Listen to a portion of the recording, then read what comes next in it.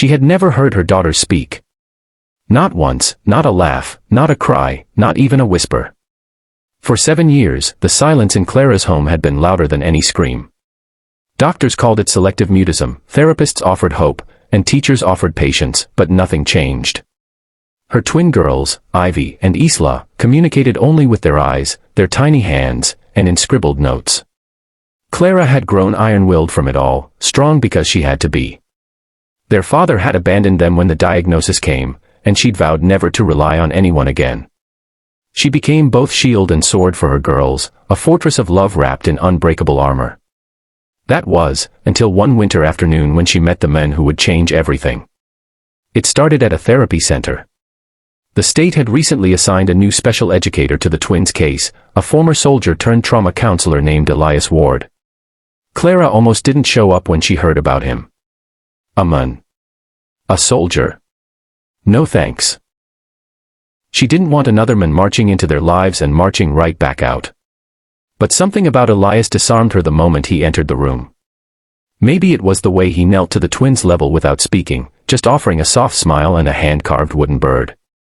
Maybe it was the way he noticed how Ivy's fingers trembled when she was nervous and Isla's lip twitched when she was holding back emotion. Or maybe it was the way he didn't try to fix them, but to understand them.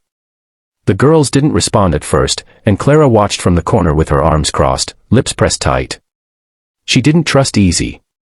But Elias came back every week, rain or shine, holiday or not, and brought with him small, quiet rituals. A music box with a lullaby. Story time with puppets. Drawing sessions with silent charades. He never pushed, never pried. He just stayed. And slowly, something shifted. Clara saw it in the little things. The way Ivy started tugging at Elias's sleeve when she wanted to show him a drawing. The way Isla giggled, silently, covering her mouth, when Elias wore a clown nose to their session. And once, when Clara pretended not to watch, she saw the girls hug him at the end of a session.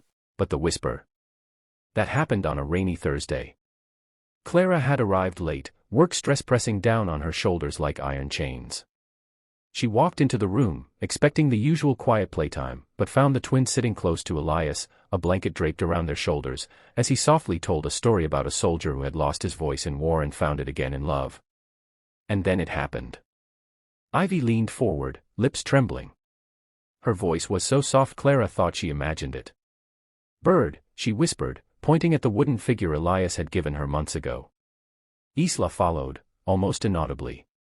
"Fly." Clara froze. Time stopped. The air grew thick.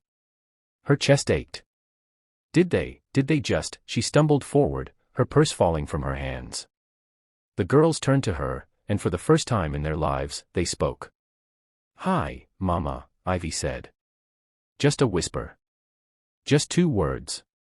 But they shattered something in Clara so deeply buried she didn't know it was still alive. She dropped to her knees. Her iron armor cracked.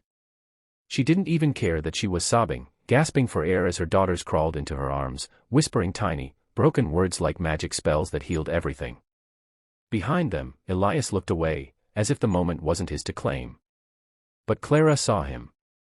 Later that evening, as she tucked the girls into bed, still whispering, still stumbling with joy, they held her hand tighter than ever. Ivy murmured, "Tell Mr. Elias thank you." Clara nodded. But she wasn't done. The next day, she invited him for dinner. It wasn't a date, not yet. It was gratitude. It was the first break in a bridge she didn't know she wanted to build. Dinner became routine. The girls blossomed. Ivy started humming. Isla told jokes. Clara laughed more. She and Elias began sharing stories, his from battlefields, hers from waiting rooms and silent nights. And slowly, the fortress around Clara's heart melted. Elias never tried to replace the girl's father. He just stood beside them, holding space, building trust. And Clara realized something: strong didn't mean silent. Brave didn't mean alone. And healing didn't mean going backward, it meant moving forward together. 1 year later, at Ivy and Isla's school play, the twins stood center stage. Dressed as little birds, they spread their arms and spoke their lines. Loud. Clear. Proud. In the front row, Clara cried again.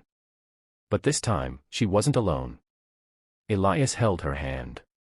To anyone watching this now, maybe you're carrying the weight of silence in your home. Maybe you've built walls around your heart because it hurts too much to hope. But trust me, miracles don't come crashing through the ceiling.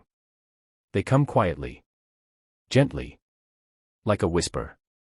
So don't give up. If this story touched your heart, hit the like button and subscribe to our channel for more real, emotional journeys just like this. Your support helps us share stories that matter. Let's remind the world, love still wins, even in silence.